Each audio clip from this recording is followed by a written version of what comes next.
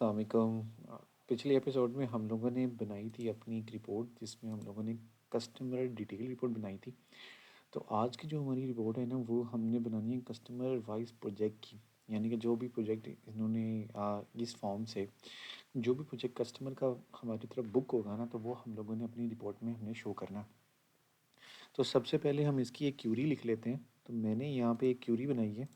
अगर आप ये देखो तो मैंने यहाँ पे ना दो टेबल्स बनाए हैं उसके दरमियान में इनर जॉइन लगाया। एक ट्रांजैक्शन मास्टर जिसके अंदर हमारे प्रोजेक्ट की मास्टर डिटेल पड़ी हुई है और एक कस्टमर का टेबल जहाँ पे कस्टमर की डिटेल पड़ी हुई है। ठीक है, ये एक के साथ मैंने इसको एलिस कर दिया और इसको बी के साथ एलिस कर दिया और यहाँ पे वो कॉलम्स मैंने चूज़ कर लिए हैं जो कॉलम मैंने ना अपनी रिपोर्ट में शो करने हैं। फिर मैंने क्या किया है कि मैंने यहाँ पे आके एक रिपोर्ट ऐड की है, कस्टमर वाइज डिटेल की रिपोर्ट। कस्टमर वाइज डिटेल की रिपोर्ट मैंने यहाँ पे डिज़ाइन कर ली है, लेकिन मैं इसको डिज़ाइन करते हुए बता देता हूँ आपको। ये मैंने एक टेक्स्ट बॉक्स ले लिया था, राइट क्लिक करके यहाँ पे मैंने जिस तरह से होता है ना राइट क्लिक करके इंसर्ट किया था, इंसर्ट करके एक टेक्स्ट बॉक्स फील्ड ले लिया था और उसके बाद उसका कलर चेंज कर लिया था जिस तरह से हमने प्रीवियस रिपोर्ट में किया था। ये मैंने एक बॉक्स लिया है, बॉक्स लेने के बाद मैंने यहाँ पे ना प्रोजेक्ट की डिटेल ली है, लेकिन वो मैंने कैसे ली है कि यहाँ पे मेरे पास ये चीज़ें आ रही थी। मैंने यहाँ पे राइट क्लिक किया, राइट क्लिक करने के बाद मैं यहाँ पे डेटाबेस एक्सपर्ट में आया हूँ। डेटाबेस एक्सपर्ट में आने के बाद यहाँ पे हमारे पास आता है ऐड कमांड। तो ऐड कमांड में मैंने राइट क्लिक करके ऐड कमांड, और ऐड कमांड में मैंने वो वाली क्यूरी जो मैंने यहाँ पे बनाई थी वो क्यूरी मैंने वहाँ पे पेस्ट कर दी। ये वाली क्यूरी मैंने बनाई है, ये क्यूरी मैंने वहाँ पे पेस्ट कर दी तो हमारे पास एक पूरी कमांड ऐड होगी। ये जो कमांड ऐड हुई है यहाँ पे अगर आप देखो तो ये वो कमांड ऐड हुई है और इसके अंदर वो सारे के सारे कॉलम्स आए हैं जो मैंने यहाँ पे शो किए हैं। तो बारी बारी से मैंने उसके कॉलम शो कर दिए। अब मैंने क्या करना था, कस्टमर वाइज मुझे चाहिए था। ठीक है, तो मैंने ऐसा काम करना था कि जिसके अंदर ना मुझे नज़र आए कि कस्टमर वाइज मेरे पास कितने प्रोजेक्ट आए हुए हैं। तो मैंने फिर यहाँ पे क्या किया कि मैं यहाँ पे फील्ड एक्सप्लोर में आके यहाँ पे जो मेरे पास ग्रुप नेम था यहाँ पे मैंने राइट क्लिक करके इंसर्ट ग्रुप किया। इंसर्ट ग्रुप के अंदर मैंने ना एक ग्रुप ले लिया। अब इसके अंदर वो आपको दिखाएगा जब मैंने इस ग्रुप के अंदर जो सा है ना वो मैंने अपना ये यूँ कह लें कि कस्टमर का नेम सेलेक्ट कर लिया था। तो मेरी कस्टमर नेम के साथ मेरी रिपोर्ट आनी है। उसके बाद मैंने वो सारी जो उसकी डिटेल थी मेरे पास फील्ड एक्सप्लोर के अंदर वो मैंने बारी बारी यहाँ पे डिटेल ले ली है। तो अगर आप वो देखो मैंने यहाँ पे ईमेल ले लिया, फ़ोन नंबर ले लिया, उसका एड्रेस ले लिया कस्टमर का। फिर जो इसका ग्रुप की हेडर है ना, ग्रुप की हेडिंग के अंदर मैंने प्रोजेक्ट डाल दिया और जो डिटेल का सेक्शन था उसके अंदर मैंने प्रोजेक्ट की डिटेल डाल दी। तो अब हमारा कस्टमर वाइज ना वो पूरी प्रोजेक्ट की डिटेल जो होती है उसको उसको यूँ कह लें कि ग्रुप कर देगा। तो अगला कस्टमर पहले एक कस्टमर आएगा, फिर उसके प्रोजेक्ट्स आएँगे, फिर दूसरा कस्टमर आएगा, फिर उसके प्रोजेक्ट्स आएँगे, फिर तीसरा कस्टमर आएगा, उसके प्रोजेक्ट्स आएँगे। और साथ में फिर मैंने यहाँ पे इसका राइट क्लिक करके इंसर्ट किया, सम ऐड कर दिया। तो मैंने ग्रुप लेवल पे सम ऐड किया ताकि वो एक कस्टमर के साथ जितना भी ट्रांजैक्शन हुई है हमारी उसका सम हो जाए।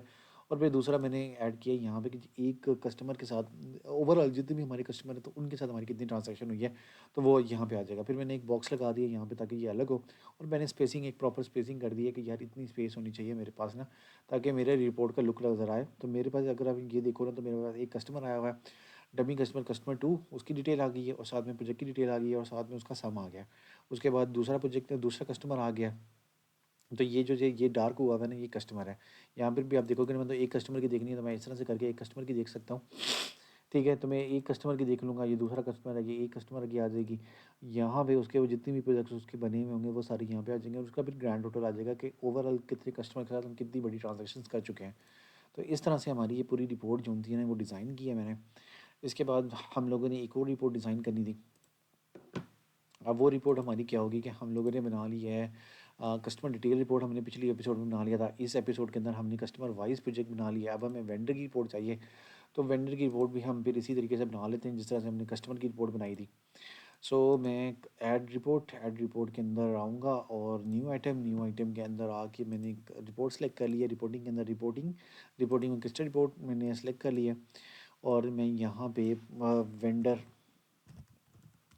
डिटेल्स, ठीक है, तो वेंडर डिटेल्स की मैं एक रिपोर्ट बना रहा हूँ यहाँ पे और यहाँ पे मैं इसको ले लूँगा। मैं कोई भी स्टैंडर्ड क्रॉस टैब डिफरेंट स्टेरियोस ले सकता हूँ, लेकिन मैं यहाँ पे ब्लैंक रिपोर्ट ले लूँगा। ब्लैंक रिपोर्ट लेने के बाद मैं यहाँ पे आ गया, मैं डेटाबेस एक्सपर्ट में आता हूँ। डेटाबेस एक्सपर्ट यहाँ पे मुझे अपना वेंडर चाहिए था, तो वेंडर की डिटेल मैंने यहाँ पे फेच कर ली है। जो मेरा पहला कनेक्शन बना था हमारे प्रीवियस एपिसोड के अंदर वही कनेक्शन मैंने यूज़ कर लिया और वेंडर की डिटेल मैंने यहाँ पे ले लिया। यहाँ पे मैं इसको पिनअप कर देता हूँ ताकि मुझे वो वहाँ पे कस्टमर की डिटेल नज़र आ जाए, वेंडर की डिटेल नज़र आना शुरू हो जाए। ठीक है, तो मैं ये रिपोर्ट बेसिकली उसी तरीके से बनाऊंगा कि रिपोर्ट के हेडर के अंदर इंसर्ट करके मैंने एक टेक्स्ट बॉक्स ले लिया, टेक्स्ट ऑब्जेक्ट। इसे मैं यहाँ पे लगा देता हूँ और इसका साइज़ मैं बड़ा कर देता हूँ।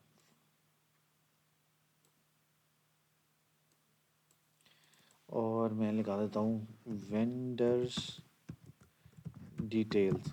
ठीक है, तो वेंडर डिटेल्स लगा लिया मैं, साथ में इसको बोल्ड कर देता हूँ, मिड में ले आते हैं, इसको सेंटर में कर देते हैं, इसको जो साइज़ है इसका वो इसका साइज़ 20 कर देते हैं और इसको कर देते हैं। इसके बाद इसका कलर चेंज करना है, तो मैंने इसको सेलेक्ट कर लिया है।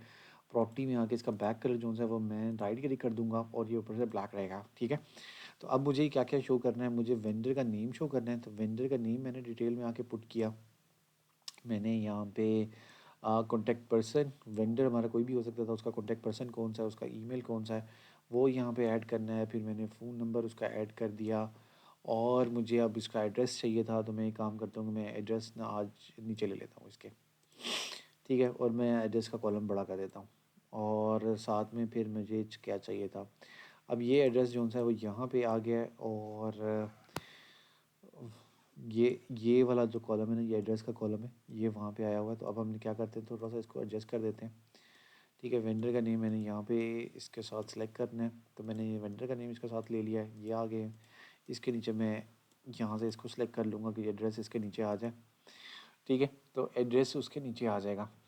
थोड़ी सी मैं इसमें स्पेस इंक्रीज कर देता हूँ और मैं यहाँ पे एक चीज़ ले लेता हूँ। ठीक है, और यहाँ पे अब हमारा ये एड्रेस आके मैं इंसर्ट करके एक इसके अंदर लाइन ऐड कर देता हूँ ताकि थोड़ा सा ना यहाँ पे सेग्रीगेशन हो जाए। ठीक है, तो वेंडर का नाम आ गया, कॉन्टैक्ट पर्सन, ईमेल, फ़ोन और उसका एड्रेस आ जाएगा। बाकी की स्पेसेस मैं यहाँ पे ख़त्म कर देता हूँ। लेकिन मैंने उस दिन जो सा एक कस्टमर की वो प्रिंट डिटेल भी लिया था, तो इंसर्ट करके मैं ले लेता हूँ स्पेशल फील्ड के अंदर। चलो जी, प्रिंट डेट, तो हमने प्रिंट डेट ले ली है। थोड़ा सा मैंने इसका कॉलम बड़ा कर दिया और यहाँ पे फिर मैंने एक और चीज़ लेनी थी, वो मैंने इंसर्ट में पेज नंबर और वो मैंने यहाँ पे पुट कर दिया। ठीक है, अब हम रिपोर्ट का डिज़ाइन देख लेते हैं कि हमारी रिपोर्ट कैसी लग रही है। तो ये हमारा वेंडर था और ये उसका एड्रेस था। उसके नीचे आप देखो तो स्टार मार्केटिंग वो जो भी नाम है 1 2 3 4 5 और उसका एड्रेस आ रहा है। ठीक है, थोड़ा सी स्पेस हम इसकी इंक्रीज़ कर देते हैं यहाँ से। ठीक है, और एड्रेस को हम लोग फ़िलहाल इसी तरीके से रहने देते हैं, कोई बड़ी बात नहीं है इसके अंदर। यहाँ पर भी मैं एक लाइन ऐड कर देता हूँ।